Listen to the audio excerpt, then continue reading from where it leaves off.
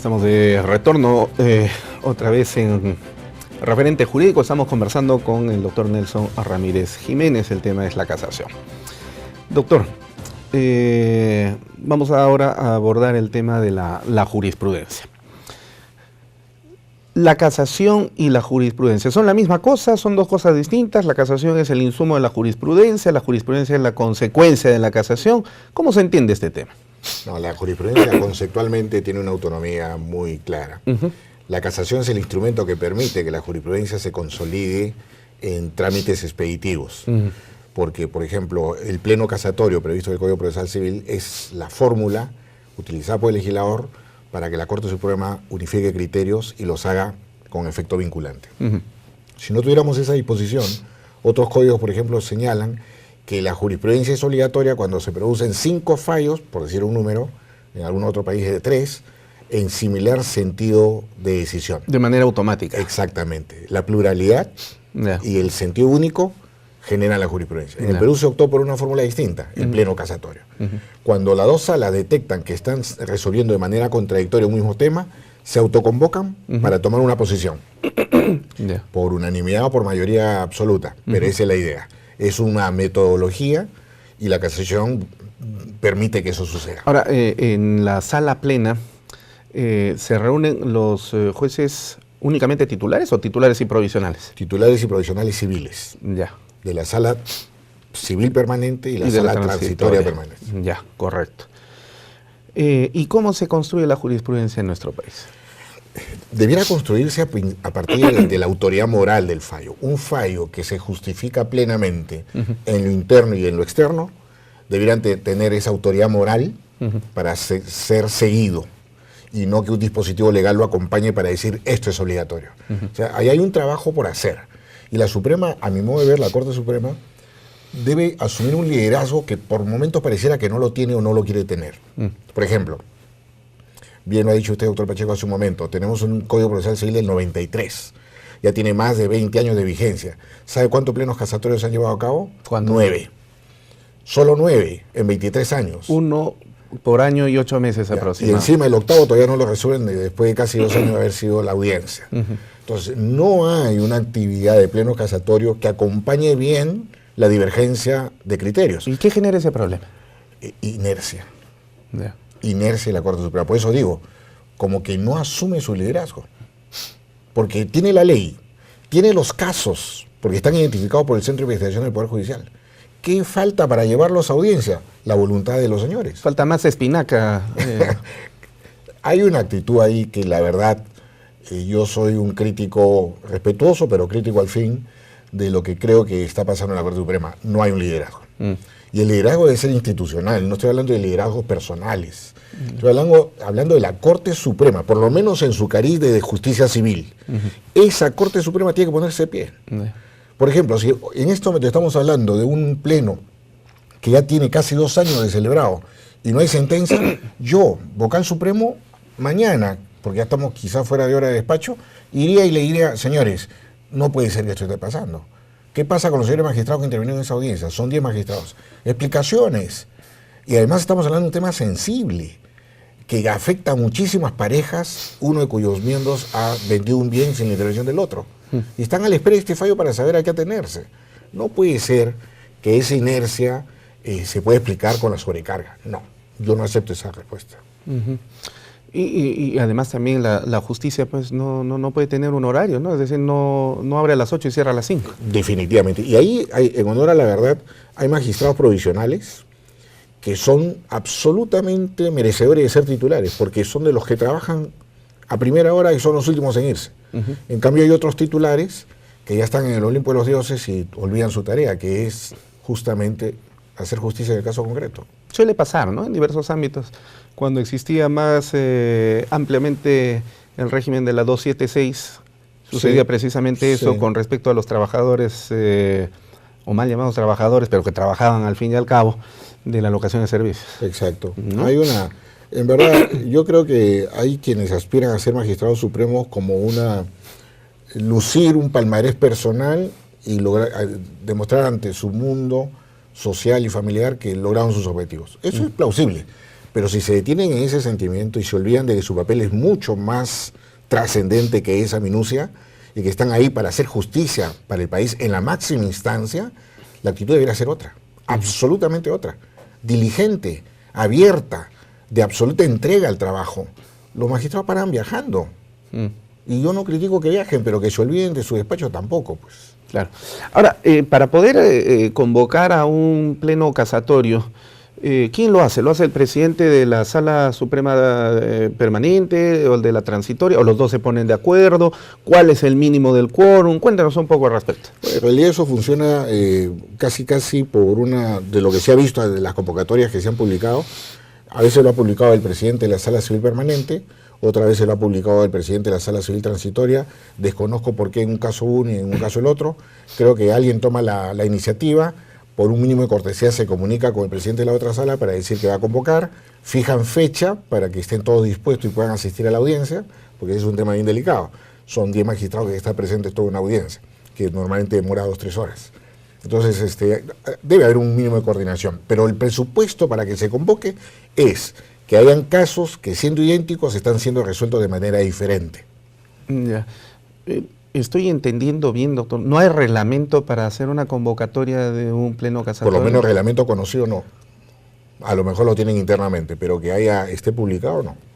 ¿O casi se están dando las cosas por una especie de consuetudo? Ni siquiera, porque son tan pocos que no creo que se haya hecho costumbre la convocatoria. Ya. Son 9 en 23 años. No. Yo creo que ahí hay una muestra más de lo que significa la falta de liderazgo, pues. Cuando un ente corporativo no toma conciencia de su enorme y trascendente papel social, estas cosas se le van de la mano. Sí. Ahora, se junta el pleno casatorio. Se expone el caso, se delibera seguramente, se forman comisiones, se convocan amicus curiae, sí. ¿no? ¿Usted ha sido alguna vez un amicus curiae? He tenido el honor. ¿Qué cosa es un amicus curiae? Para que nos entienda el público que nos está viendo. Es una expresión latina que identifica la expresión final castiza de amigo de la curia.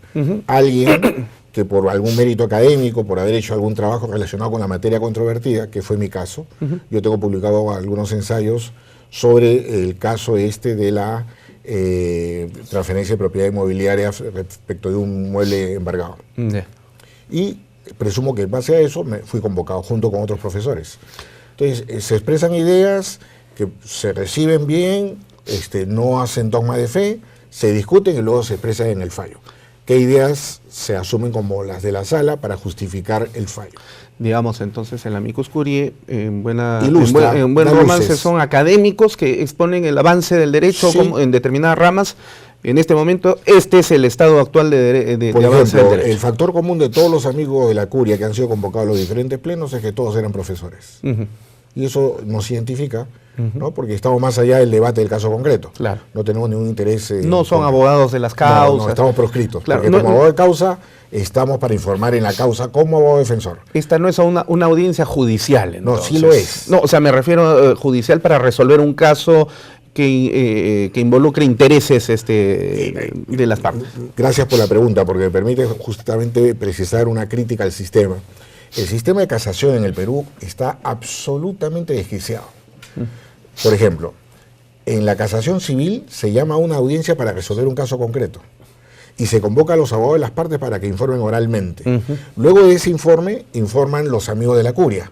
Se cierra la audiencia, queda la causa al voto, pero se resuelve con un fallo, con una sentencia que hace cosa juzgada del caso concreto. Así no funciona, por ejemplo, la casación penal.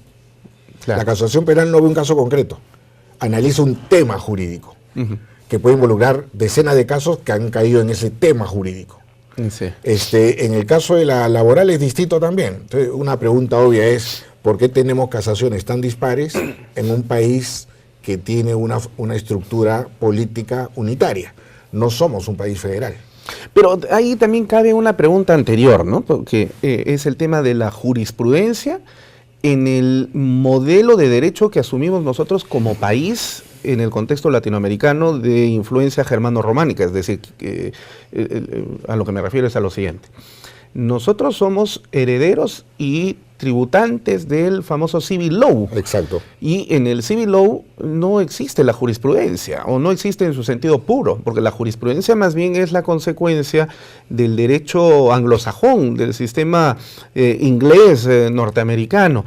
Pero sin embargo nosotros hemos importado esa figura, ¿no?, de la jurisprudencia, y hemos creado una especie de híbrido, hemos generado un mixto, una mixtura, donde coexiste y convive el civil law y la jurisprudencia que proviene de otro sistema.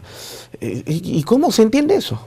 Que además está funcionando. Gran elucubración, y de verdad que me permite decir algunas cosas que me parece que son importantes. A ver, el tema de los precedentes efectivamente está muy vinculado al sistema del common law.